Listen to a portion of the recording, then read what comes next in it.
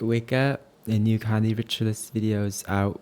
Today, we will be deciding if Kandi Ritualist will be free from the Kia Asylum or if it's gonna be locked in there forever. Let's get into it. First, let me just say that it can exist. They just need to replace this one trait, Spirit's Gift, with Spirit Burn or like Toxic Spirits, and have it do Kandi damage when you do Wanderlust. They did it for Druid, they could do it for Ritualist. She's like having a mid-off. Lock her up. Back into the Kia Asylum. Just kidding, we're gonna break her free. Now let's get into it. For the gear, we have the same setup as Kandi Reaper, because most of our Kandi damage is coming from Bleed, and then Torment's the second one. We take the Grieving gear with Rune of the Crate. We take a Spear, Earth, Geomancy. Our other set will take Dagger and Torch with the Demon Sigil and the Earth Sigil. The loop makes it long enough so we proc the Geomancy twice. You always want to cast Plague Lance after you just swapped into Dagger, so you can get the bonus Torment damage. Now you may say, oh, why don't you just play Power? I did, and I got bored because I like Plague Lance and I like Blood is Power. I like the summons better than the Scourge summons. So, I could just play Scourge, but like, where's the fun in that? I need to say I'm playing Kandi Rit because I like Shroud. Feet of Shadows. It's just the most useful trait here. Soul Barbs. Oh, the Barbs. We need this for the damage increase. Death Perception, better than Doomfire because we don't use the Shroud one that much, but we do need the crit for our Barb Precision. And we take Lingering Curse and Master of Corruptions to boost Blood is Power and Plague Lands. In Ritualist, we'll take Explosive Growth. This will be an additional hit that can proc Barb Precision and Spirit Strength because we are DPS. And then, this is like the only real trait. Now, this build works because of Barbed Precision. The Barbed Precision. Anyways. So, when you crit, which you will do because you have 100% crit, you have a 33% chance to do bleed. And since your bleed is all maxed out, then that is what you would be doing. I say it does around like 34, maybe 35 if you're lucky. But I've been playing it in raids and I've been able to be top DPS. So in normal groups, I don't think anyone's gonna notice unless they like scroll over to Arc. Maybe they think you're just like an average Ritualist, but you're just Kandi. For the rotation, you always want to be casting your weapon spells before you enter Shroud.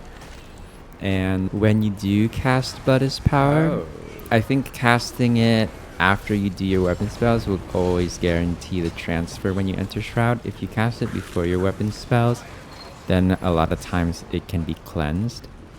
But if you do a double Blood is Power, then it's recommended to do Blood is Power, weapon spells, and then another Blood is Power, and then enter Shroud. For our opener, we will be doing Plague Lands, Nightmare Weapon, Splinter Weapon, Blood is Power into Life Siphon, and then enter Shroud.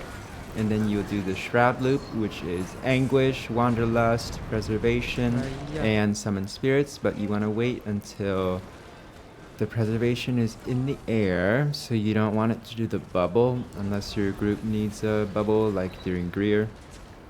And then wait until Anguish is off of cooldown, and then you'll press your second Anguish. After you cast Anguish, you'll exit Shroud, Torch 4-5, Dagger 3, Dagger 2, and Weapon Swap. Spear Loop will go as follows: 5, 3, 4, 2, and then 1 to cancel the 2 once soul shards have been depleted. Second 4, and then 2. When you swap back into dagger, I usually do torch 4, 5, so they'll be off of cooldown after you do your shroud loop 2, 3, and then do weapon spells, blood is power, and then enter shroud. That's pretty much all of the rotation tips that I have, but I mean, I think it's viable. Viable is pretty broad. Doing 34, 35, like most people will be doing around that anyways on a meta build, but you do have to be performing better than they are to be doing the same amount of damage. So it's worse in that regard, but if you just like playing a different play style and you want to do a Condi Ritualist, then you can do it. Just don't say that I told you to do it in a prog group. Like, if you're progging Ura, please don't play this. This is for normal raids and open world. Unless your group is okay with you doing it, and DPS is not like something you need in your group, then go ahead. But for those contents, please play Snowcrow's builds, not this. Unless they buff it in June. June balance patch, Condi Ritualist is real, hopefully. All of the footage is from my Twitch channel, twitch.tv/shirtlessritualist. And the name is called that because my character is shirtless, but who knows what the future may hold. Anyways, I feel like thank you for watching. Leave a comment, like, and subscribe if you enjoyed it, and I'll see you around. Hopefully in my Twitch. And enjoy the rest of the footage with me doing this Kadim the Peerless. Bye. Oh.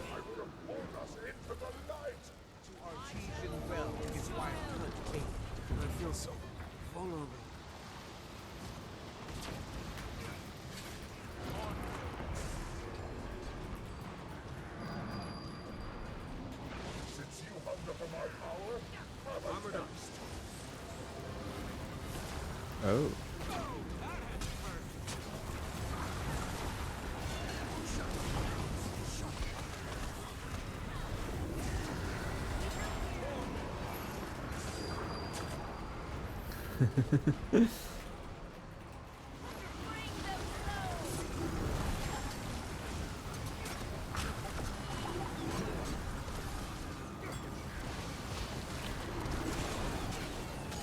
I don't have range. No.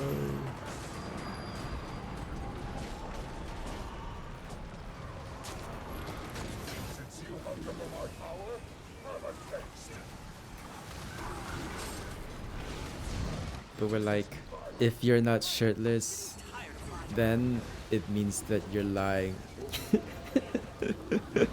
That means in a few months, I have to do it.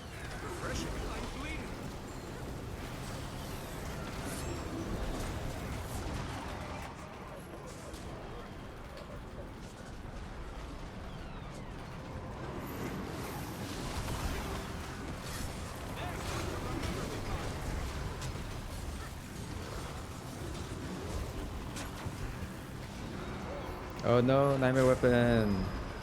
Night Weapon does more damage than Splinter Weapon, so... Oh, none of my weapon skills coming out.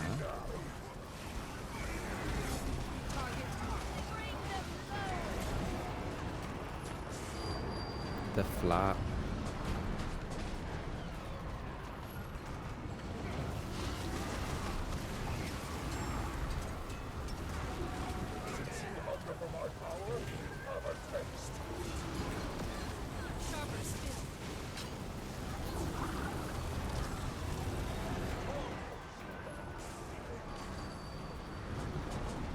Oh.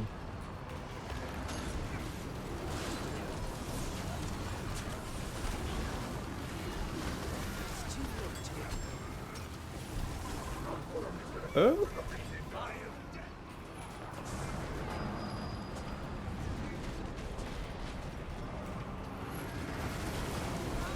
Corrupt the boons. Remove the boons.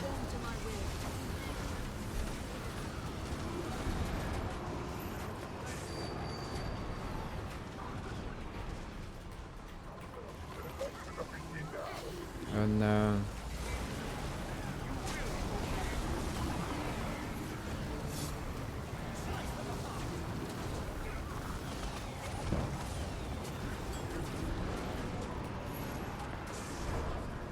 We did it.